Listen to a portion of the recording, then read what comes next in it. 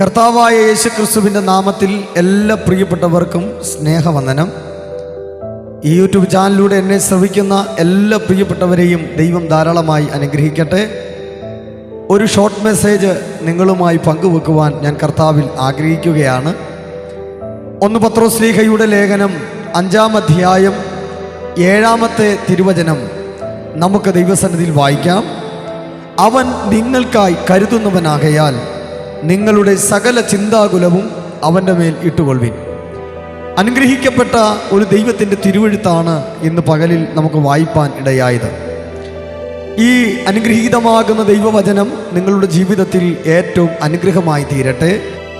യെശയ്യാ പ്രവാചകന്റെ പുസ്തകം ഇങ്ങനെ വ്യക്തമായി പഠിപ്പിക്കുന്നു, എൻ്റെ വായിൽ നിന്നും വരുന്ന എൻ്റെ വചനം അത് വെറുതെ കർത്താവിൻ്റെ അടുക്കിലേക്ക് മടങ്ങി ചെല്ലുകയില്ല, ആ തിരുവെഴുത്തിനെ കർത്താവ് അയച്ച കാര്യം സാധിപ്പിക്കുക തന്നെ ചെയ്യുമെന്ന് ദൈവത്തിൻ്റെ തിരുവചനം അരുളി ചെയ്യുമ്പോൾ ഇന്ന് പകലിൽ എന്നെ ശ്രവിക്കുന്ന എൻ്റെ പ്രിയപ്പെട്ടവരോട് തിരുവെഴുത്തിലൂടെ ഞാൻ കൈമാറുന്നു.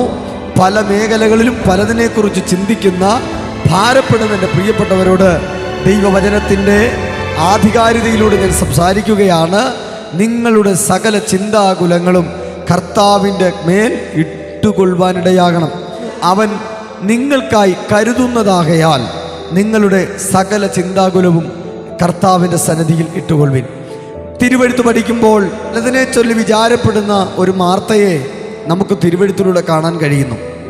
തിരുവചനം നമ്മൾ ചിന്തിക്കുമ്പോൾ വിചാരപ്പെട്ട് മനം കലങ്ങി നിൽക്കുന്ന ഒരു മാർത്തയെ നമുക്ക് വ്യക്തമായി കാണാൻ കഴിയുന്നു. അതെ, ലൂക്കോസ് സുവിശേഷം 10-ാം അധ്യായം 38 മുതലുള്ള വേദഭാഗം പഠിക്കുമ്പോൾ പിന്നെ അവൻ ഒരു യാത്ര പോകയിൽ ഒരു ഗ്രാമത്തിലെത്തി. മാർത്ത എന്ന് പേരുള്ളൊരു സ്ത്രീ അവനെ വീട്ടിൽ കൈക്കൊണ്ടു. അവൾക്ക് മറിയ എന്ന ഒരു സഹോദരി ഉണ്ടായിരുന്നു. അവൾ കർത്താവിൻ്റെ കാൽക്കലിരുന്നു വചനം കേട്ടുകൊണ്ടിരുന്നു. മാർത്തയോ, 40-ാമത്തെ വാക്യം പറയുന്നു, മാർത്തയോ ശുശ്രൂഷയാൽ കുഴഞ്ഞിട്ട് അടുക്കൽ വന്നു, കർത്താവേ, എൻ്റെ സഹോദരി ശുശ്രൂഷയ്ക്ക് എന്നെ തനിച്ചു വിട്ടിരിക്കുന്നതിൽ നിനക്ക് വിചാരമില്ലയോ? യേശു കൊടുക്കുന്ന മറുപടി, മാർത്തായെ, നീ പലതിനെ ചൊല്ലി വിചാരപ്പെട്ടും മനം കലങ്ങിയിരിക്കുന്നു. കണ്ടോ, തിരുവെഴുത്ത് പറയുന്നു, മനസ്സ് കലങ്ങിയിരിക്കുന്ന ഒരു സഹോദരി. നാളുകൾ കൊണ്ട് അവിടെ ഉള്ളിൽ വല്ലാത്ത ഒരു വേദനയുടെ നടുവിൽ മനസ്സ് കലങ്ങിയിരിക്കുന്നൊരു അനുഭവമാണ്. ആ മനസ്സ് കലങ്ങിയിരിക്കുമ്പോഴും യേശുവിനെ വീട്ടിൽ കൈക്കൊള്ളുവാൻ അവിടെ ഹൃദയത്തിൽ തോന്നിയ ആ ചിന്തയുണ്ടല്ലോ, അതാണ് അവിടെ ജീവിതത്തിൽ വളരെ മാറ്റം വരുത്തുവാനിടയായത്. എന്നെ കേൾക്കുന്ന പ്രിയപ്പെട്ടവരോട് ഞാൻ ആത്മാവിൽ കൈമാറാം. പലവിധമായ ചിന്തകളും വിചാരങ്ങളിലും കുഴഞ്ഞിട്ട് ഞാൻ ഒറ്റയ്ക്കേ ഉള്ളൂ, എന്നെ എല്ലാവരും തനിച്ചു വിട്ടിരിക്കുന്നു, ആരും എന്നെ സഹായിപ്പാനില്ല എന്നൊക്കെ വളരെയധികം ശുശ്രൂഷയിൽ കുഴഞ്ഞ്, ജോലി മേഖലകളിലും പല മേഖലകളിലും കുഴഞ്ഞ് ജീവിതത്തിനകത്ത് ഞാൻ വല്ലാതെ കുഴഞ്ഞു പോകത്തേ ഉള്ളൂ എന്ന് ചിന്തിച്ച് മനസ്സ് കലങ്ങി നിൽക്കുന്ന ആരെങ്കിലും എന്നെ കേൾക്കുന്നവരുണ്ടെങ്കിൽ ഇന്ന് പകലിൽ നിങ്ങളോട് ഞാൻ കൈമാറുകയാണ്.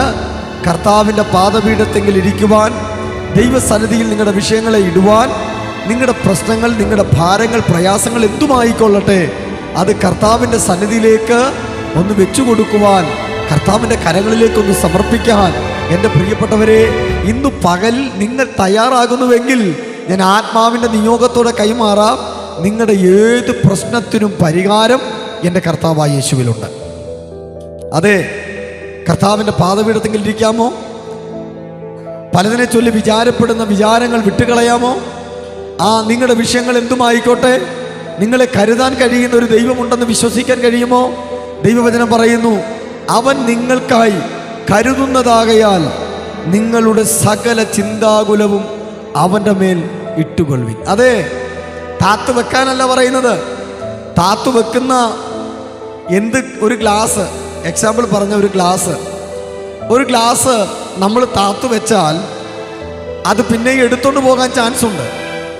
ആ സമയത്ത്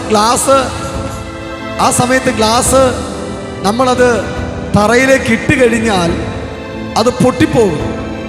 പിന്നീട് അത് നമ്മൾ ആരും എടുക്കാറില്ല, തൂത്തുവാരി കളയുക ചെയ്യാറ്.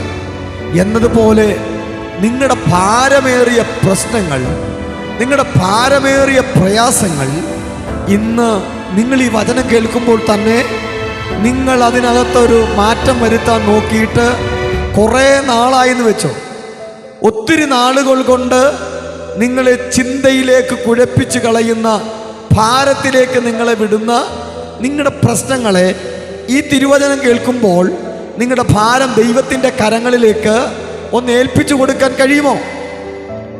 ആ ദൈവത്തിൻ്റെ കരങ്ങളിൽ നിങ്ങളുടെ വിഷയങ്ങളെ ഇടുക, തിരിച്ചെടുത്തോണ്ട് പോകരുത്. കുറച്ച് കഴിയുമ്പോൾ ആ ഭാരം വീണ്ടും തലയിലേക്ക് കയറരുത്. അതിനെ നിങ്ങൾ ദൈവത്തിൻ്റെ സന്നിധിയിൽ ഇട്ടുകൊള്ളുക. നിങ്ങളുടെക്ക് വേണ്ടി കരുതുന്നൊരു ദൈവമുണ്ട്. അതാ തിരുവെടുത്ത് പറയുന്നത്, അവൻ കർത്താവ് യേശു നിങ്ങൾക്ക് വേണ്ടി കരുതുന്നവനാകയാൽ നിങ്ങളുടെ സകല ചിന്തകളും യേശുവിൻ്റെ മേലിട്. കടഭാരത്താൽ വലയുന്ന വ്യക്തിയാണോ? ശുശ്രൂഷയിൽ കുഴയുന്ന വ്യക്തിയാണോ?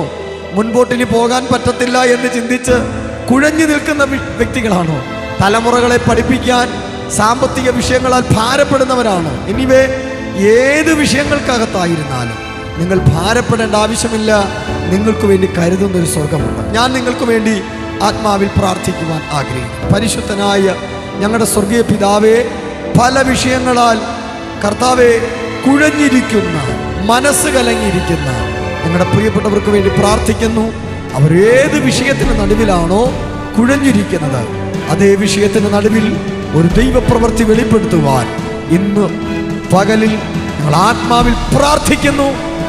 അവർ കുഴഞ്ഞിരിക്കുന്ന, അവർ കലങ്ങിയിരിക്കുന്ന, അവരുടെ ജീവിതത്തിൽ അവർ ഇന്ന് സ്ട്രഗിൾ ചെയ്യുന്ന വിഷയത്തിന് നടുവിൽ ദൈവപ്രവൃത്തി ഉണ്ടാകട്ടെ. ദൈവം ഒരു അത്ഭുതമാകട്ടെ. ദൈവം അവർക്ക് വേണ്ടി കരുതട്ടെ.